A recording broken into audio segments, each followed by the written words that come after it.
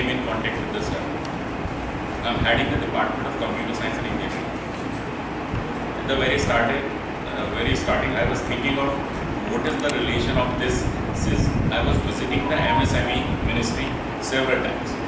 And I was part of those meetings in which the people were actually approving the projects. And they were mainly concentrating on the hardware ideas.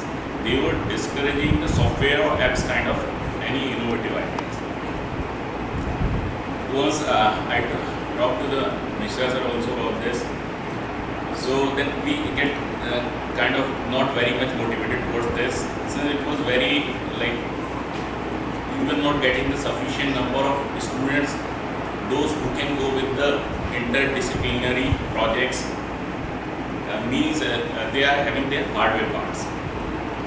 I think the situation is still the same situation, and I come across the several situations where it is being asked to us that we should motivate the students. Now just a week back I was going through the NET draft recommendations. That recommendation was very like enlightening. They have recommended the things in what is happening in the present scenario is that what we do in the final year, we categorize the students into two parts. One, those are going for the higher studies. Another one, those are going for the placement opportunity. There is no third one. They said they have recommended, whether it will be implemented or not, but I'm not actually into that, but this is the draft recommendation. They said we should categorize the student into three categories. One is those who will be taking part into the entrepreneurship kind of activities. Second, the higher studies. And third is the placement. And accordingly, we should give the same weightage in the curriculum also. It is not as if the AKDU has put a course in the final year by the name Entrepreneurship and Development, that too as an elective. How can we expect the students that in the final year they study the course and then become part of this entrepreneurship race? I don't think. It has to be imbibed from the very starting. It has to be made part of the schooling structure. Like now the NAP has recommended with the new structure 5334. I think every one of you have come up with this.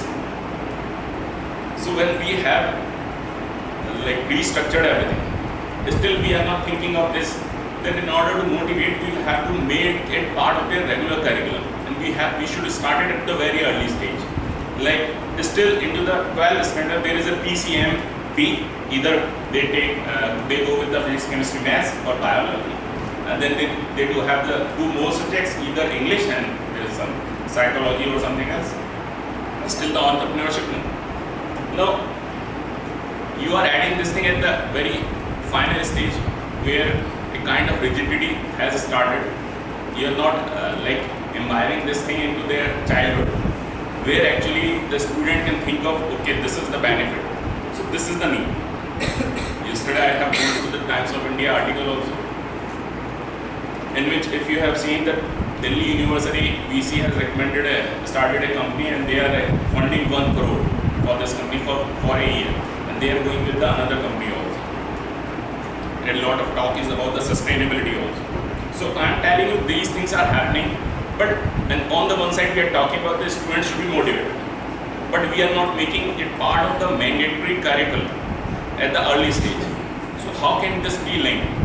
So what I think of that, this program should come up with some recommendations. Should come up with some recommendation where you can recommend to the either to the university or to the ministry, that the ministry go and connect with the universities. They made it part of the mandatory part of this curriculum, so that actually the students can study the thing, come up with the ideas, and why to keep it separate, especially about the computer science. Why not the apps? Now it's the time of the apps, it's the time of the software. You can do everything with the app. Now if you think of, there is a specialty called radiologist. If you heard of, this is the most in demand specialty in the medicine sector. Okay. It's going to be replaced within the next 5 years with the help of the deep learning. Everything. Yes.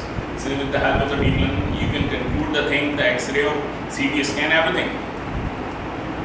So why are not we coming up with this? So much invention, so much innovations are taking place.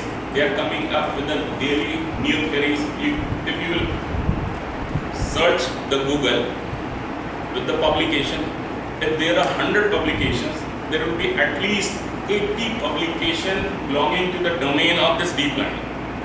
Everyone in the world is talking about the data science. Still we are thinking we should have it hardware. That means that we should left that community separate belonging to this computer science domain. It's not always possible to bring the innovation into the hardware part. It should be part of the software also.